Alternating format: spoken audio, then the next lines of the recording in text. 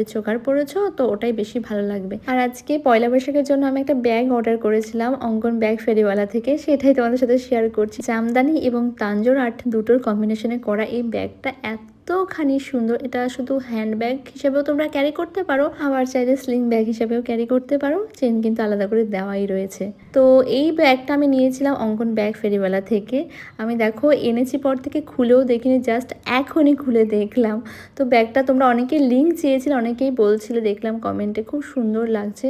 তো লিঙ্ক এবং বাকি সব কিছু ডিটেলস আমি দিয়ে দিলাম, এর সাথে আমি পেজটাও ট্যাগ করে দিলাম। তোমাদের যাদের পছন্দ হবে, আরও প্রচুর কালার ভ্যারিয়েশনস রয়েছে, তোমরা সেখান থেকে গিয়ে একটু দেখে পারচেস করে নিও। জানো তো এই বছরে আমি পয়লা বৈশাখে কোনো নতুন শাড়ি নিইনি। এই যে শাড়িটা পরেছি এটা অনেক দিন আগে একটা প্রমোশনের জন্য এসেছিল, ওই যে প্রমোশনে পরে রেখে দিই তারপরে তার পরা হয় না, সেই নতুনই ধরতে পারো। তো এই শাড়িটা পরেই আমি চলে গেলাম পুজো দিতে, কারণ আবার ওই একটা দিনের জন্য আলাদা করে শাড়ি কিনবো, একবার তো পরা হয় তারপর আর পরাও হয় না, বেকার টাকাগুলোই চলে যাবে। তার থেকে মনে হয় আমার ওই টাকা দিয়ে একটু একটু করে গয়না করব, সেটা আমার কাজে দেবে। যাই হোক, গিয়ে দেখলাম ঠাকুরমশাই সবে মাত্র এসেছেন পুজো দিতে, তখন 12টা বাজায়। ভাবছি আজকে তো পুজো করতে করতে প্রায় 3টে সাড়ে 3টে বেজেই যাবে।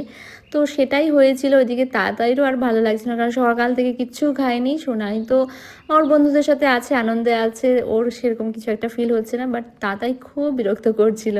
তো পুজো পার্বণ শেষ করে চলে আসলাম বাড়িতে। আর ওখান থেকে না কিছু প্রসাদ দেওয়া হয়েছিল, লুচি তরকারি মিষ্টি এসবের ব্যবস্থা করা হয়েছিল, তো সেগুলো নিয়ে চলে এসেছিলাম বাড়িতে, আর সেগুলোই খাওয়া হয়েছিল। বাড়িতে আজকে টোটালি রান্না বন্ধ। তবে ভেবেছিলাম সন্ধ্যের দিকটাতে 2 মেয়েকে সাথে করে নিয়ে একটু রেস্টুরেন্টে গিয়ে খাওয়া দাওয়া করবো, কারণ নববর্ষের দিনে তো একটু স্পেশাল কিছু খাওয়া দাওয়া করতে ইচ্ছেই করে। সেই মতোই কিছুটা প্ল্যানিং করে নিয়ে একটু রেস্ট করতে বসেছিলাম, তখনই আমার কাছে চলে আসলো এত বড় একটা সারপ্রাইজ।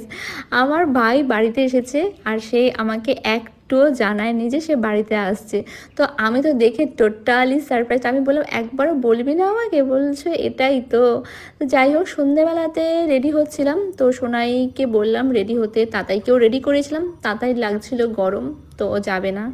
আর সোনাই জামাই খুঁজে পাচ্ছে না, ও পুরনো একটা জামা পরে নিয়েছে। তো আমি বললাম পয়লা বৈশাখের দিন একটা নতুন জামা পর। আমি যে কুর্তিটা পরেছি সেটাই ওকে পরতে বলেছিলাম, কিন্তু উনি পরে বলছে ওনাকে নাকি একদম ভালো লাগছিল না, বাট আমার খুবই ভালো লাগছিল। ইভেন আমি পরার পরও আমার মনে হচ্ছিল বেশ এটা খুবই সুন্দর। জানি না তোমাদের কেমন লেগেছে, একটু কমেন্ট করে জানিও। তো ওদেরকে বললাম তাহলে তোরা বাড়িতে থাক, আমি আমার মতো ঘুরে আসি।